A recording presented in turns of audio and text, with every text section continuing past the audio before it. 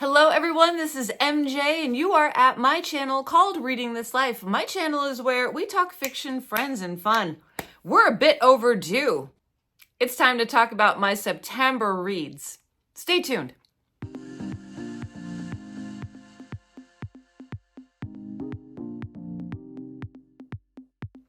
And remember, before we get started, give me a thumbs up. Let me know that you still enjoy my content, that you love what I do here on BookTube. It really means a lot. All right, everyone. So the format of this video, we're not going to go through quizzes and polls. We're just going to go through the books that I read in September because we're going to be here talking a little bit about each one. And I really want to dedicate this video to that. So we're going to pick up with quizzes and polls in next week's video. Okay. So talking about September, let's go through the books that I read. I'm not going to go in any particular order. It's just going to be really the order that I read them off in Goodreads. So it's from the first book that I finished up until the last that I finished in like the last day of September. Okay, so I can't believe this was so long ago, but it was The Bloody Tracks of Bigfoot. Yes, you heard me right. 5-star read, and that's by author David Irons. David Irons is fantastic. He is a wonderful follow. If you've never read David Irons, I've also read, Wolf Moon by him. And I have a number of his books that I'm going to read on Kindle Unlimited for the Read What You Own challenge. But Bloody Tracks of Bigfoot, it was just good. It's a good summer movie. It was just good, simple storytelling.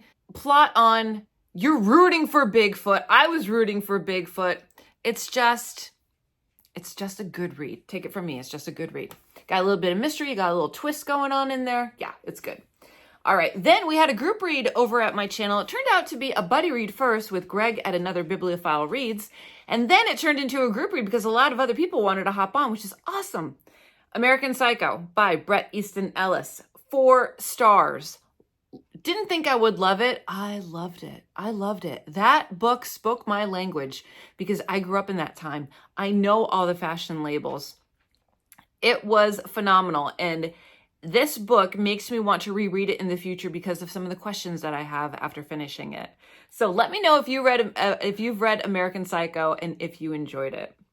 Next, I did it. I'm so proud of myself. One of my white whales is Dune, and I read the first Dune book in the trilogy. Yes. And that was a group read over at my channel because we were all kind of getting on board and getting, hyped up for the movie. But because of the strikes and everything else that goes along with it, the movie was pushed back. So we kind of said, okay, everybody just go at your own pace. So really enjoyed the world building, the storytelling. The book is so much more than the movie, and it's just well done. Now, I did primarily the audiobook, which just made made the experience more vivid for me, if that's a good word for it. But yeah, I can see why a lot of people say that that's one of the greatest science fiction books ever written. 5-star read. Then I read Fangs. Fangs is by Sarah Andersen. You may know Sarah Andersen from Sarah Scribbles. Now, I didn't know this, but she got a bad rap, okay? I guess some people were using her artworks from her Sarah Scribbles and making them political or making them have a nasty tone and not very embracing of other cultures or other races or other genders or anything like that. And there's a little bit, I don't know if there was a lawsuit. There's a little bit of something going on. It was an article, I believe it was in either Vanity Fair or Forbes, but it talks about her struggles because that's her art and her art is being misrepresented. And I made a comment when I picked this book up. A fellow booktuber was like, oh, I don't need to read her. And I was like, is she problematic? Like I'm not aware of what's going on. And that must have been it. That must have been it. So yeah, do your research. But Sarah Andersen, from what I understand through that article, is that she's not at fault. It's people using her work and people see her work and think it's Sarah Andersen, but it's not, okay? But this was so cute. Okay, let me get to this. So this is about, and I love this because the end pages are black, and it's just glorious. And here it is. This is what it is. It's a love story between a vampire and a werewolf, and it's just a sweet, sweet graphic novel. It's just a sweet graphic novel. I mean, look at that.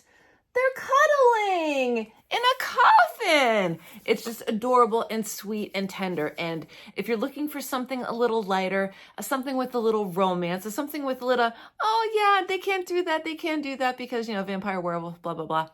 It's darling. It's a darling, darling book. I really enjoyed it. And I gave that 5 stars. And that's like, that kind of a book takes you like a half hour to read, okay? All right, then, okay. We got to blame it on BookTube. Tell Me I'm Worthless by Allison Rumfitt. Phenomenal. Phenomenal. So Ollie read it, put a Goodreads rating on his Goodreads. It popped up in my feed, and I was like, Ollie gave 5 stars to something. I need to check it out. Fascinating. Absolutely fascinating. I think he just did a full review on it over at his channel, so make sure that you check it out.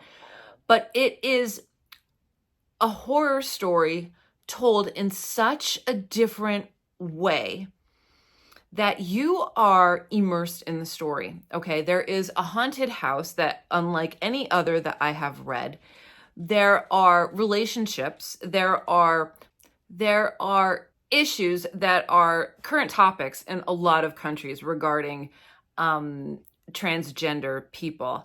And this is just so well done. I absolutely love this book. It was heartbreaking. It was spooky. It was hopeful at times. This book thoroughly gave you the creeps. There's a traumatic event that happens in this haunted house, and we go back and forth in time and how the relationship is affected by this. And I've never read anything like this before, and I loved it. I really, really did. So if you're looking for something different, if you're looking for something that talks about current rights issues, that talks about topics that are in the headlines, if you want to get a different type of a spooky house, this could be for you. And that was Tell Me I'm Worthless by Allison Rumfitt, and I gave that 5 stars too. All right, then we're getting into New Millenium Boys. New Millenium Boys is by Alex Kazemi. I have a review video that's going to be coming out. It might be later this week, but it's focusing on books that take place in the 90s. And this is going to be one of them. So I'm not going to tell you a lot about it. I gave it 3 stars. And in that review video, I'm going to tell you why I gave it 3 stars. So do I have it here? And this is out now, and it is available at your local bookstore. And this is New Millenium Boys, and it is a coming-of-age story for individuals in the 90s in the post-Columbine era. All right, next. I read Rouge by Mona Awad. Rouge by Mona Awad caught my attention because she wrote Bunny. I have Bunny. I never read Bunny. And then I heard that this was about the beauty industry, okay? And your girl here loves the beauty industry. Loves the beauty industry, maybe sometimes a little bit too much. But I love a good cleanser. I love a good exfoliator. I love finding a new foundation. I love playing with makeup. I love all of that. A lot of my videos, you don't see the full glam. This is kind of late day glam. But some days I just want to do a full-on face. So, you know, my girls out there, you know what I'm talking about. Getting older in life, you want to make sure that you are, you know, keeping the wrinkles away, and you are hydrating and eating well and putting your sunscreen on and all that. So I'm like, this book, I speak the language. I understand this language. So the first half of the book, I really enjoyed it. The second half completely lost me. Completely lost me. Because I'm not a fantasy reader, and I think the fantasy took over, and I just didn't, I finished it, I didn't DNF it, but it's not the right book for me. It wasn't the right book for me at that time. Like I said, fully engaged in the beginning, loved it, had a lot of questions. There was a little bit, you're trying, hi, Watson's waiting for a treat. Hi, Watson. Too early. I know it's 8 o'clock. He knows exactly what time it is for me to give him a treat, and he's here staring me down with a death stare. You're going to have to wait. Mommy's still talking about books. Okay. But getting back to Rouge, it just didn't, it didn't hit the mark for me because I'm not used to getting involved in fantastical type books. I enjoyed it. 3 stars. Then I read Wild Spaces. Wild Spaces, I don't think I have it here, came in last month's book Nightworms box. Super thin book. Wild Spaces is by S.L. Coney, and that was just lovely. Gave that 4 out of 5 stars. Family-centered, parents, small boy with a dog, and a grandfather comes to town, and there's something not right with the grandfather, maybe, and it's atmospheric. It has kind of a Lovecraftian feel to it, and it's just, it was something different. And the dog plays a major role in the book, which is kind of why I wanted to read it, because, you know, I'm such a fan of dogs. And I really, really enjoyed it. So if you picked up the Nightworms box and you read it, comment down below and let me know if you enjoyed it as much as I did. I really thought it was different. It was good. It was earthy. It was different. It was different. I enjoyed it. So Wild Spaces would have been the last book. I started it in September and I finished it in October. So Wild Spaces is kind of on the fringe. Did I write a review for that? Yes, I did. Atmosphere, creepy, and a dark delight of a book with an old school fright. I always love to see a furry companion in a book. Really enjoyed this one. And let me read you my review for Rouge. They're doing a giveaway on Goodreads for Rouge. Okay, here we go. I really wanted to love this more. The concept was intriguing. The beauty talk, beauty industry, passive-aggressive nature was brilliant. And yes, it was. I laughed out loud a few times. The fantasy piece muddled the book for me as I was floating in the ocean surrounded by jellyfish all alone. Wink. Honestly, it is beautifully written, but the fantasy piece got lost for me. Would still recommend to others. Yes, absolutely I would.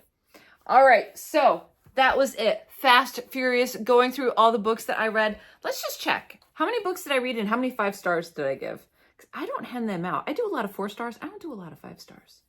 Okay, so we read 1, 2, 3, 4, 5, 6.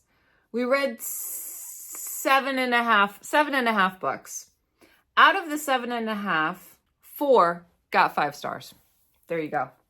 Okay, everyone, that's it here from me. I hope you are all doing well. Make sure that you're taking care of yourself so you can take care of others, and I will see you in my next video, whether that be sooner or later. So until next time, everyone, goodbye for now. Happy reading. You ready for a treat? You ready for a treat?